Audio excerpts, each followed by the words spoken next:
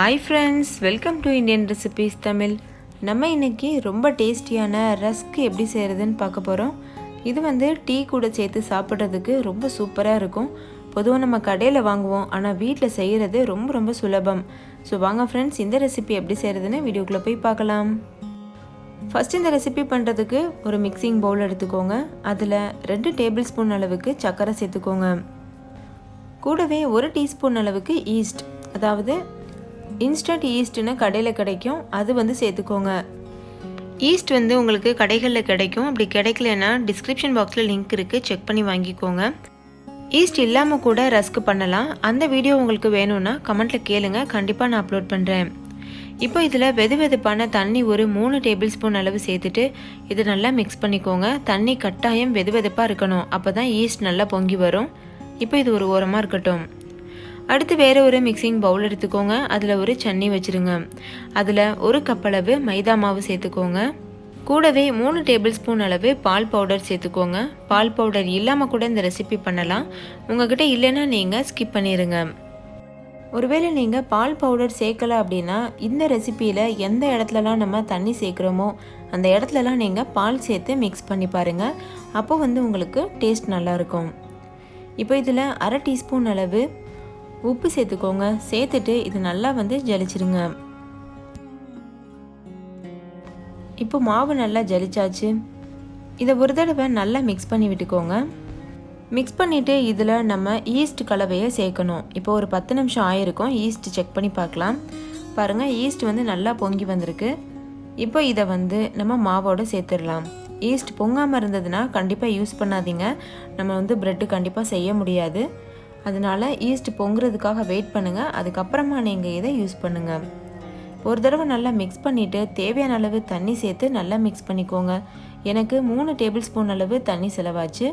நீங்கள் தண்ணிக்கு பதிலாக பால் சேர்த்து கூட மிக்ஸ் பண்ணலாம். நான் பால் பவுடர் சேர்த்துருக்கனால நான் தண்ணி சேர்த்து மிக்ஸ் பண்ணுறேன். தண்ணி வந்து ஓரளவு வெதுவெதுப்பாக இருக்க மாதிரி பார்த்துக்கோங்க. இப்போ இது நல்லா மிக்ஸ் பண்ணியாச்சு. நம்ம கை வச்சு மிக்ஸ் பண்ணணும்னு கிடையாது, நீங்கள் கரண்டி வச்சு இது மாதிரி கலந்து விட்டிங்கன்னா போதும். இப்போ இதை மூடி போட்டு மூடி 1லேருந்து 2 மணி நேரம் வரைக்கும் அப்படியே விட்டுருங்க. அப்போ தான் ஈஸ்ட் நல்லா ஆக்டிவ் ஆகி நல்லா பொங்கி வரும் மாவு. இப்போ பாருங்கள், 1 மணி நேரம் ஆயிடுச்சு. மாவு நல்லா பொங்கியிருக்கு. இது உள்ளே நல்லா காற்று போய் சூப்பராக வந்து இது ஃபெர்மெண்ட் ஆகிருக்கு. இப்போ ஒரு ஸ்பூன் வச்சு மறுபடிக்கும் நல்லா வந்து இது போல் எடுத்து விடுங்க. நல்லா கலந்து விடுங்க. இல்லை கை வச்சு கூட நல்லா கலந்து விடுங்க. பாருங்கள் எவ்வளோ சூப்பராக பொங்கி வந்திருக்கு. இப்போ ஒரு ஃப்ளாட்டான சர்ஃபேஸில் கொஞ்சம் போல் எண்ணெய் இல்லைனா உருக்கின பட்டர் சேர்த்துக்கோங்க. நான் வந்து 1 டேபிள் ஸ்பூன் அளவு எண்ணெய் சேர்த்துருக்கேன். அதில் நம்ம வந்து ஊற வச்சுருந்த மாவை தூக்கி வச்சுட்டு இதை நல்லா இழுத்து பிசைஞ்சு விடணும். பாருங்கள் இந்த மாதிரி. இதை வந்து கைவிடாமல் 10லேருந்து 15 நிமிஷம் கண்டிப்பாக பிசையணும். அப்படி பிசைஞ்சாதான் நம்மளுக்கு ப்ரெட்டு சாஃப்டாக வரும். அப்போ தான் ரஸ்க்கு நல்லா மொறுமொறுப்பாக வரும். மாவு இந்த அளவுக்கு ஸ்டிக்கியாக தான் இருக்கும். ஆனால் நீங்கள் ஒரு 15 நிமிஷம் இதை இழுத்து பிசையும் போது அது தானாகவே வந்து கையில் ஒட்டாமல் சூப்பரான ஒரு மாவு பதத்துக்கு கிடைக்கும். ஃபஸ்ட்டு நம்ம எண்ணெய் சேர்த்துருந்தனால ரொம்ப வந்து ஒட்டாமல் வலிக்கிக்கிட்டே போயிட்டு இருந்துச்சு. இப்போ கொஞ்சம் நேரம் பிசைய ஆரம்பிக்கவும் பாருங்கள், அந்த பிளேட்டில் நல்லா ஒட்டுது. ஆனால் நீங்கள் எடுக்க அது அப்படியே வர ஆரம்பிக்கும்.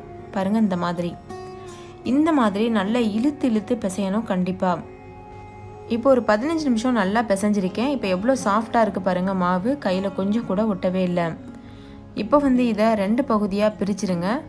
பிரிச்சுட்டு கொஞ்சம் போல் எண்ணெய் தடவிட்டு நல்லா வந்து இதை பரத்தி கொடுங்க. மொத்தமாக நான் இதில் 3 டேபிள் ஸ்பூன் அளவு எண்ணெய் சேர்த்துருப்பேன். உங்களுக்கு எவ்வளோ எண்ணெய் வேணாலும் நீங்கள் சேர்த்துக்கிறேன்னா 5 டேபிள் ஸ்பூன் வரைக்கும் கூட சேர்த்துக்கிறலாம்.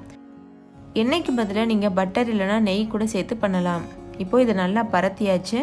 இதை நம்ம இப்போது டைட்டாக உருட்ட போகிறோம். கொஞ்சம் கூட காற்று இருக்கக்கூடாது. அந்த மாதிரி பார்த்து நல்லா டைட்டாக உருட்டிக்கோங்க.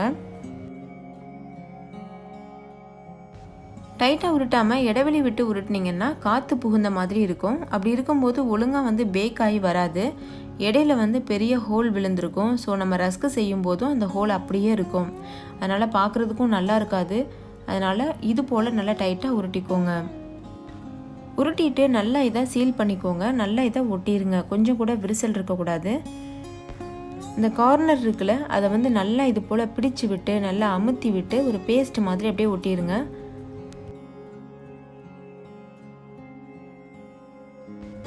இப்போது நம்மளுக்கு மாவு வந்து தயாராக இருக்குது. இதை நம்ம இப்போ பேக் பண்ண ஆரம்பிச்சிடலாம். அதுக்கு ஒரு பேக்கிங் ட்ரேயில் நல்லா வந்து ஒரு பட்டர் ஷீட் போட்டு வச்சுருங்க. அதுக்கப்புறமா நம்ம உருட்டி வச்சுருக்க மாவை தூக்கி அப்படியே வச்சுருங்க. வச்சுட்டு மறுபடிக்கும் ஒரு தடவை லெவல் பண்ணி விடுங்க. பாருங்கள் இந்த மாதிரி. இப்போ இதை மறுபடிக்கும் ஒரு அரை மணி நேரம் அப்படியே விட்டுருங்க. மூடி போட்டு மூடிட்டு அதை அப்படியே விட்டுருங்க. ஏன்னா இது நல்லா பொங்கி வரணும். அதுக்கப்புறம் தான் நம்ம இதை பேக் பண்ணணும். இப்போது அரை மணி நேரம் ஆயிடுச்சு. மாவு நல்லா பொங்கி வந்திருக்கு. இப்போ இதை நம்ம பேக் பண்ணலாம். அவனை 180 டிகிரி செல்சியஸில் 10 நிமிஷத்துக்கு ப்ரீஹீட் பண்ணிக்கோங்க. அதுக்கப்புறமா இதை நம்ம பேக் பண்ணலாம். பேக் பண்ணக்கூடிய டைமிங் சொல்லிடுறேன். 180 டிகிரி செல்சியஸில் 20 நிமிஷத்துக்கு பேக் பண்ணிக்கோங்க. நீங்கள் இதை அவனில் தான் செய்யணும் அப்படின்றது கிடையாது. நீங்கள் கடாயில் கூட பண்ணலாம். கடாயில் பண்ணுற வீடியோ வந்து டிஸ்கிரிப்ஷன் பாக்ஸில் இருக்குது. நீங்கள் பார்த்து தெரிஞ்சுக்கோங்க. இப்போ பாருங்கள், நம்மளுடைய ப்ரெட் வந்து சூப்பராக பேக் ஆகி வெளியில் வந்துருச்சு. இது மேலே கொஞ்சம் போல் பட்டர் இல்லைன்னா நெய் தடவி விடுங்க. அதுக்கப்புறமா இது நல்லா ஆற விட்டுருங்க. இதை ஒரு கிச்சன் டவல் வச்சு மூடிட்டு அதுக்கப்புறமா இது நல்லா ஆற விடுங்க.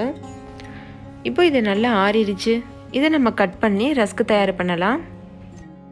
இதை நீங்கள் இப்படியே கூட சாப்பிடலாம். ரொம்ப ரொம்ப டேஸ்ட்டாக இருக்கும். நம்மளுக்கு வந்து மில்க் பிரெட் மாதிரி அவ்வளோ சுவையாக இருக்கும். டீ டைமில் இல்லை குழந்தைங்க வந்து ஸ்நாக்ஸ் கேட்டாங்கன்னா அது நீங்கள் இப்படியே கூட கொடுக்கலாம். ஆனால் நம்ம இன்றைக்கி ரஸ்க்கு ப்ரிப்பேர் பண்ண போகிறோம். இது பாருங்கள் எவ்வளோ சாஃப்டாக வந்திருக்கு ப்ரெட்டு. ஸோ உங்களுக்கு விருப்பமான ஷேப்பில் நீங்கள் இதை வந்து கட் பண்ணிடுங்க. நான் வந்து இந்த மாதிரி ஷேப்பில் கட் பண்ணியிருக்கேன். இப்போ இதை நம்ம அதே பேக்கிங் ட்ரேயில் மறுபடிக்கும் அடுக்கிடலாம். இப்போ இது நல்லா அடிக்காச்சு. இதை மறுபடிக்கும் 180 டிகிரி செல்சியஸில் வச்சு நம்ம வந்து ஒரு 20 நிமிஷத்துக்கு பேக் பண்ணி எடுத்துகிட்டு வந்துடலாம். இப்போ பாருங்கள், நம்மளுடைய ரஸ்க்கு வந்து சூப்பராக தயாராகிருச்சு.